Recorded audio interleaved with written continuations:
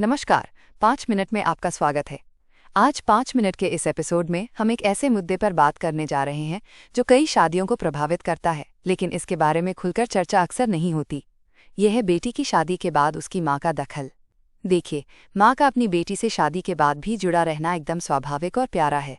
हम सब इसे समझते हैं, लेकिन कभी कभी ये सीमा थोड़ी धुंधली हो जाती है और इससे पति पत्नी के रिश्ते में टेंशन पैदा हो सकता है। क्या ये सुनकर कुछ जाना पहचाना लग रहा है? चलिए इसे थोड़ा गहराई से समझते हैं। मुद्दा क्या है? शादी दो लोगों के साथ मिलकर एक नई जिंदगी बनाने का सफर है।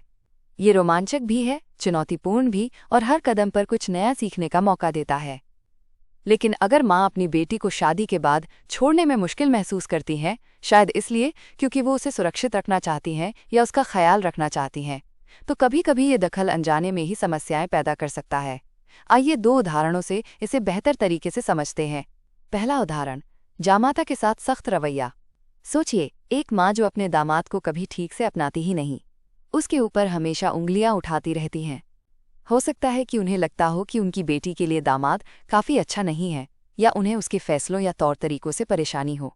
ये शिकंजा परिवार के किसी डिनर में छोटी छोटी बातों पर तंज कसने से शुरू होता है।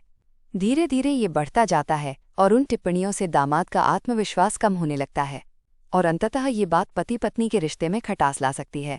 दूसरा उदाहरण, रोज़ाना दखलंदाजी। अब कपल्स क्या कर सकते हैं? तो अब सवाल उठता है कि पति पत्नी इस मुश्किल स्थिति को कैसे संभालें बिना माँ का दिल दुखाए। इसका हल निकल सकता है। कुछ तरीके आजमा सकते हैं। 1. साथ मिलकर सीमाएं तय करें। पहले आप दोनों अपने रिश्ते को लेकर तय करें कि क्या सीमाएं रखनी हैं, जैसे कितनी बार फ़ोन कॉल होंगी या परिवार के सदस्य क्या बातें शेयर करेंगे और क्या नहीं। जब आप दोनों इन दिशा निर्देशों पर सहमत हो जाएं, तो प्यार और सम्मान से इसे माँ के साथ साझा करें। 2. दोष देने से बचें। ये बातचीत करना थोड़ा मुश्किल हो सकता है, खासकर जब एक साथी खुद को बीच में फंसा हुआ महसूस करता हो। लेकिन याद रखें, आपकी बात करने का तरीका ही सबसे ज़्यादा मायने रखता है। तुम्हारी माँ हमेशा दखल देती हैं, जैसे वाक्यों के बजाय कुछ ऐसा कहें, मुझे लगता है कि हमें बाहर की राय से थोड़ा ज़्यादा प्रभावित हो रहे हैं। ये भाषा सहयोग को बढ़ावा देती है और झगड़े की संभावना कम करती है। 3. सकारात्मक संबंध बनाने पर ध्यान दें। कई बार हम समस्या पर इतना ध्यान देते हैं कि समाधान खुद ही छिप जाता है। क्यों ना दामाद और सास को जुड़ने के मौके दिए जाएं? एक पारिवारिक डिनर, कोई छोटा सा आउटिंग या कोई उत्सव जहां दोनों वक्त बिताएं। साझा अनुभव अक्सर रिश्ते को सुधारने में मदद करते हैं। 4. धीरे धीरे स्वतंत्रता को प्रोत्साहित करें, और अंत में माँ को भी उनकी खुशी और आउटलेट्स खोजने में मदद करें।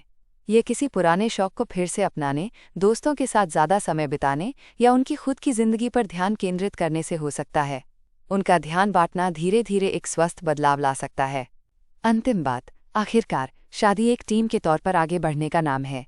परिवार से जुड़ा रहना अच्छी बात है, लेकिन बाहरी रिश्ते कभी भी आपके रिश्ते के केंद्र में नहीं आने चाहिए। सीमाएं तय करके, खुले दिल से संवाद करते हुए और सम्मान के साथ सबको साथ में रखते हुए कपल्स अपने रिश्ते को मजबूत बना सकते हैं और परिवार में भी सामंजस्य बनाए रख सकते हैं। आज 5 मिनट में शामिल होने के लिए धन्यवाद। अगर आपने इसे उपयोगी पाया तो इसे किसी ऐसे व्यक्ति के साथ शेयर करें जिसे इस बात से फायदा हो सकता है। और अगली बार के लिए तैयार रहिए, जब हम जल्दी लेकिन असरदार बातचीत लेकर आएंगे। फिर मिलते हैं।